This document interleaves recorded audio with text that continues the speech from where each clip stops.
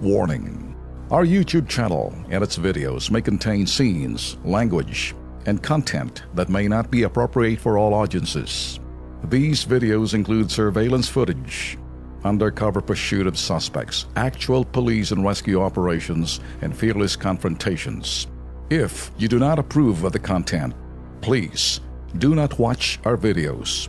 If you wish to continue, we strongly advise that you proceed with caution. Viewers' discretion is advised.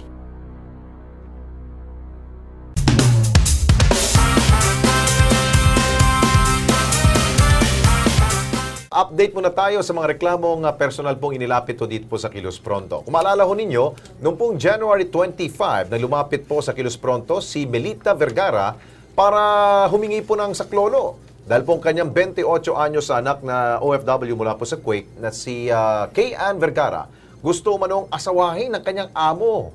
Arabo ho yun. Ang pobre may nakaranas rin po ng pambubugbog. At ngayon, presto, nandito na po. Nakauwi na ho ang anak ni Melita na si Kay-Ann. Magkasama na ho yung mag-ina.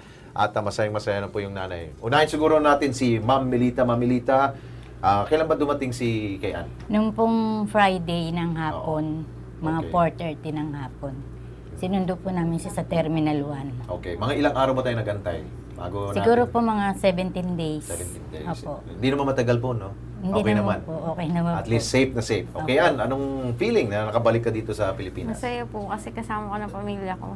Alam mo ba si Nanay Melita talagang sumugo dito. Pero tatanong ko kasi, parang tinitingnan kita habang nagsasalita si Alex, parang naiiyak ka. Parang, ano ba, parang naalaala mo kanina sa video? Naiinis lang po. Naiinis ka. Pero parang, Hindi ka sa amin naiinis, ha? hindi sa amin. Doon sa amo mo. Opo. Pero parang naiiyak ka.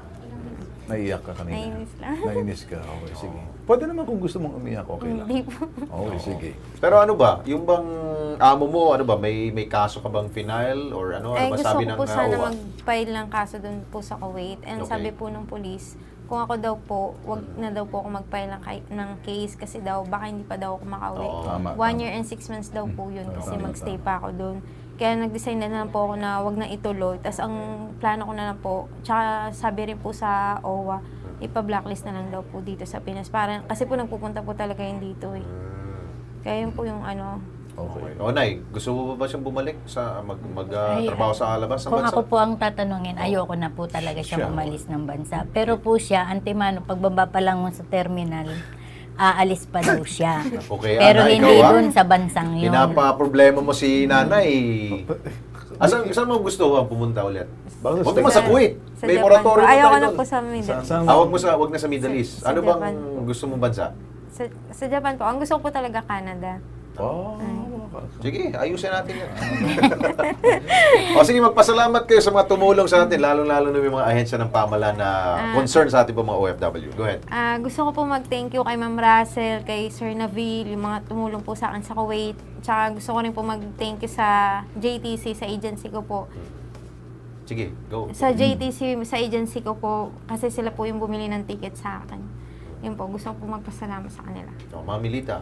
Nagpapasalamat din po ako kay Henry at saka din sa Ayun po, kay kasama Henry din niya po. sa, Si Henry taga saan? OWA? Sa Kuwait po. Kuwait din Kuwait. po. Ano siya? Ano siya? Government ba siya? O Hindi po, kaibigan ko po siya sa Kuwait. Kaibigan. O yung sa gobyerno naman, para nasa Oo nga PTV po. tayo ngayon eh. Para, Dito rin po sa Bitag, nung pagsabi po sa Kilos Thank you. Pronto. Kilos Pronto po. Sa Kilos Pronto, nung masabi sa amin ng anak kong dito lang nagtatrabaho sa may spa, na dito nga daw po kami pumunta, kaya hindi po kami nagdalawang isip na dito dumiretso kaysa sa agency niya. yung OWA. Papasalamatan Ang yung OWA din po, nagpapasalamat Dole. din po ako, tsaka sa POEA. POEA, yun. Na sila ang nag-anang ng papel para makarating po Yun. dun sa embassy. Kaya marami pong salamat at natutuwa po ako nakauwi po ang anak ko. Very good. Ayun. Huwag ka nang maglilito, Kilos Pronto, Bitag. Ako si Bitag. Pasensya Siya si na Bitag. po. Pero ako sa Kilos Pronto. Siya si Crime Desk. Okay, thank you so much Thank sa you rin pagtiwala po. niyo Thank sa you aming po. po programang Thank you po. Kilos Pronto. At Opo. sana ay wala namang ganitong mga pangyayari no na naabuso ang ating mga manggagawang Pilipino doon. Kaya Thank you po. magpakabait ka na. Ayaw mo pumunta ng LA? Gusto din po. Ayun, Ay, oh. gusto Sana. po gusto ko mag America. Ano? May visa ka ba? visa. Ayun na po. US visa. Wala. Pero yung tita ko po nandun. Legazpi Alba yung LA. Legazpi Alba. Ikaw talaga, ha? Okay.